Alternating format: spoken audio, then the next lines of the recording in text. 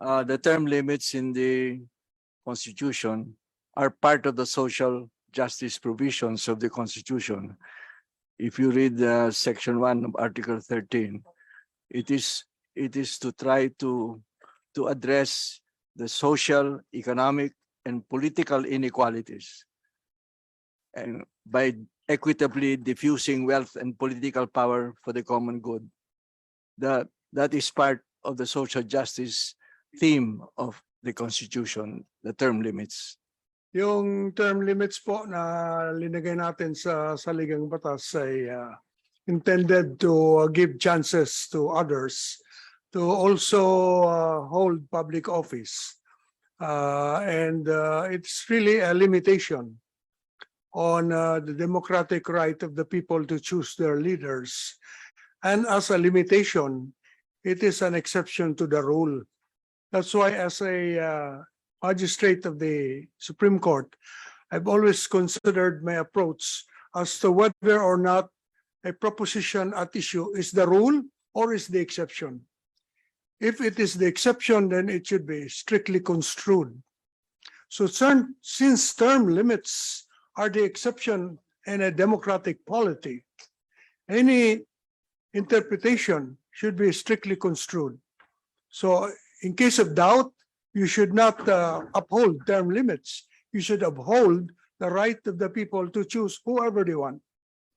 But I still believe there should be term limits, at least for the highest offices. Maybe it's time to remove it in the lower offices. Thank you. The reason why we ended up proposing the presidential as against the parliamentary form of government, it was debated with Father Bernas explaining to us the difference between the two forms. The reason why we propose presidential is because of our consultation with our people. Contrary to popular belief, the Constitutional Commission, in fact, held consultations. We went all over the country before we sat down to work on the draft and asked different segments of our people what they preferred. And our feedback from the ground was that our people still wanted to choose their leader, the national leader, the president. They wanted to choose. They didn't want the legislature to choose the leader, which is the parliamentary. The Filipino people we consulted at that time wanted to choose the national leader. That's why presidential. Thank you.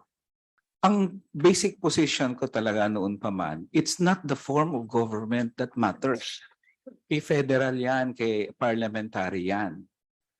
Merong federal government na mayaman, Germany. Merong federal government na mahirap, Ethiopia. May parliamentary government na mayaman, developed, UK, England. May parliamentary form government na mahirap, Nepal, at iba pa.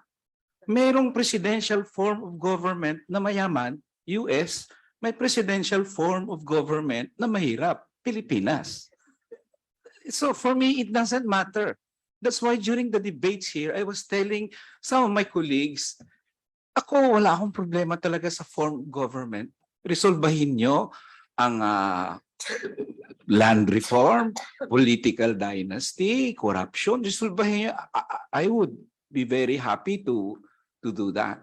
Ang emphasis sa form of government, Mr. Chair, is actually diluting the issue. I met the previous members who were telling us noon, early days, pag mag-parliamentary tayo, ito ang solusyon, ito yung uunlad ng Pilipinas. Tapos later on, nakita ko sila, pag mag-federal tayo, ito yung solusyon. I mean, sa akin, never ako nagbigay ng posisyon kung which is better. Although sa akin may mga limits ang power whether or not anumang form of government. So I will not choose one form of government over the other. Para sa akin, it's the substance, not the form.